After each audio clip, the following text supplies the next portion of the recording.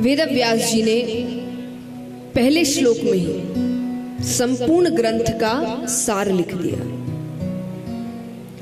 और संपूर्ण ग्रंथ ही नहीं, समस्त वेदों उपनिषदों का सार लिख दिया, ये कहना गलत नहीं होगा। आइए श्रीमद् भागवत के पहले श्लोक को सुनते हैं। सच्चिदानंद रूपाय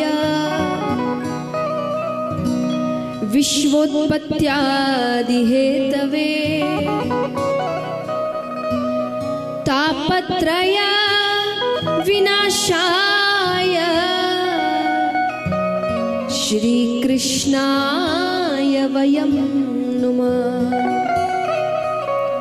श्री कृष्णाय वयं नुमः। हम श्रीमद् भागवत के महत्तम को सुन रहे हैं। तो पहले श्लोक में ही पूरा सार बता दिया। शास्त्रों में भगवान के 3 स्वरूप बताए गए हैं, सत्य, चित्त और आनंद। सत्य माने सिर्फ सुनना नहीं है, इस कथा में बातचीत चलती रहनी चाहिए, वरना सब सो जाएंगे झपकियां ले लेके। बताइए, सत्य माने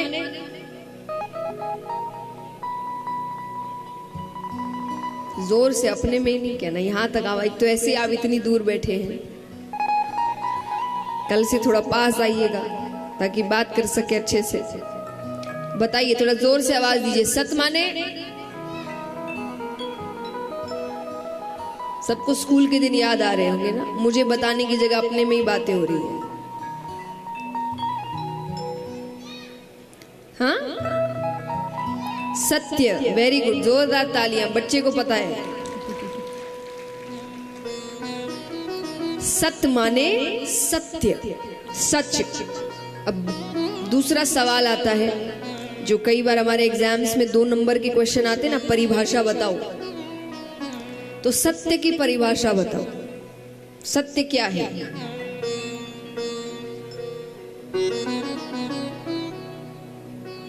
बताइए।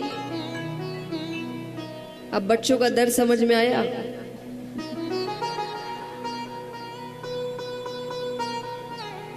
सत्य की परिभाषा क्या है?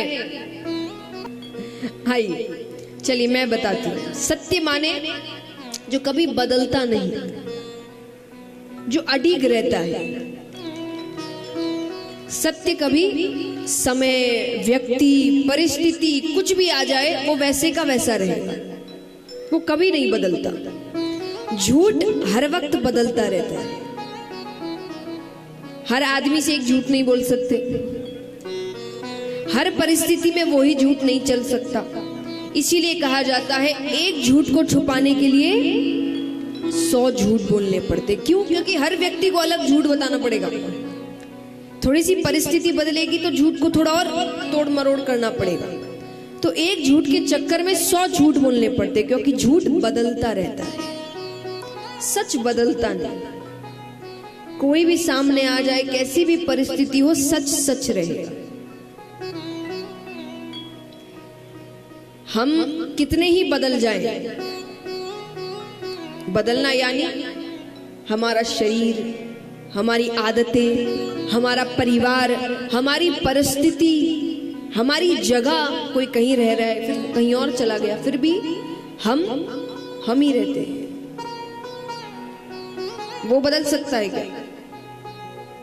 आपके अंदर की जो आत्मा है, आप है, जो खुद है, वो बचपन में भी आप ही थे, बूढ़े होने के बाद भी आप ही है। भले ही शरीर पूरा बदल गया, परिस्थितियां बदल गई, रिश्ते बदल गए, तो सच ऐसी चीज है जो कभी भी बदलती नहीं है। तो इस पूरी दुनिया में, पूरे ब्रह्मांड में ऐसा क्या है जो कभी बदलता नहीं? बताइए, क्या है ऐसा? कौन है जो कभी नहीं बदलता? भगवान।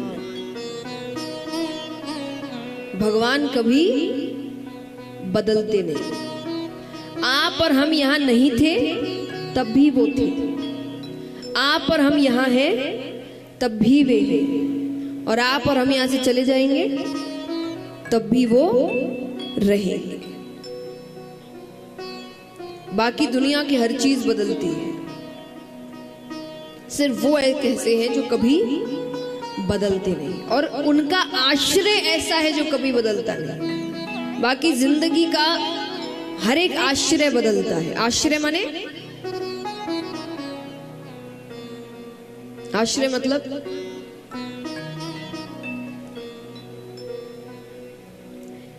हिंदी में निर्भर होना, यानी आप डिपेंडेंट कितने हैं किसी चीज पर, उसका आपने आश्रय लिया है, उस पर डिपेंड करते हैं।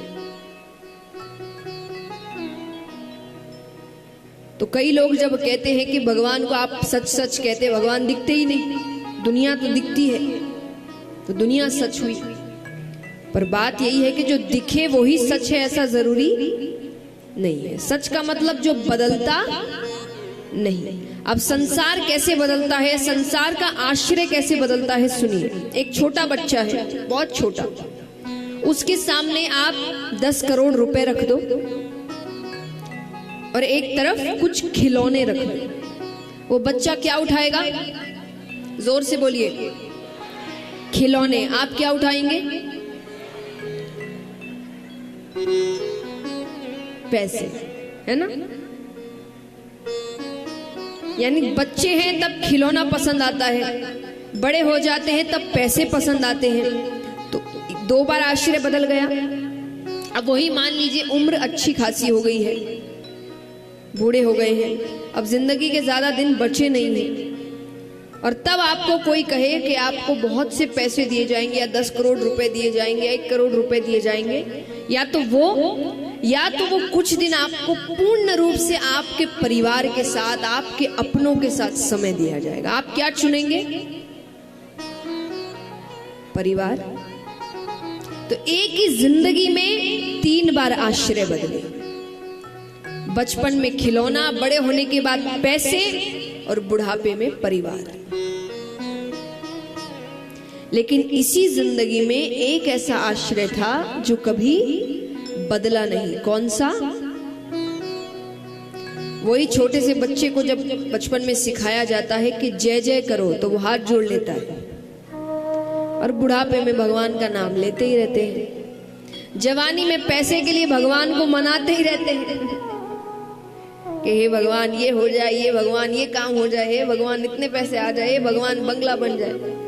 तो इस पूरी जिंदगी में संसार के आश्रय तो बड़े बदले, पर एक ऐसा आश्रय था जो बदला नहीं। तो इसीलिए अगर सहारा लेना है किसी का तो उसका लो जो बदले नहीं।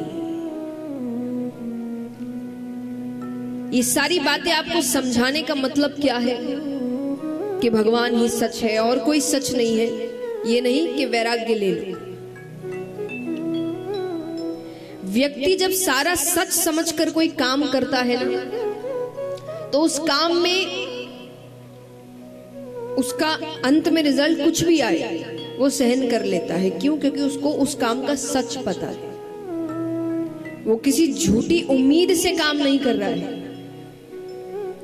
तो जिंदगी जियो, जी भर के रिश्ते निभाओ, लेकिन जिंदगी के सच को जानते हुए। और सच यही है कि कुछ भी अपना नहीं, ये आने जाने वाली चीजें हैं। कभी रहेंगी, कभी नहीं रहेंगी। पैसा कभी रहेगा, कभी नहीं रहेगा। रिश्ते कभी रहेंगे, कभी नहीं रहेंगे। कई बार रिश्तों में मनमुटाव आ जाता है, कुछ समय तक रहता है, कुछ समय बाद फिर ठीक हो जाता है, फिर खराब हो जाता है। तो जिंदगी का सच यही है कि ये चीजें आने जाने वाली है।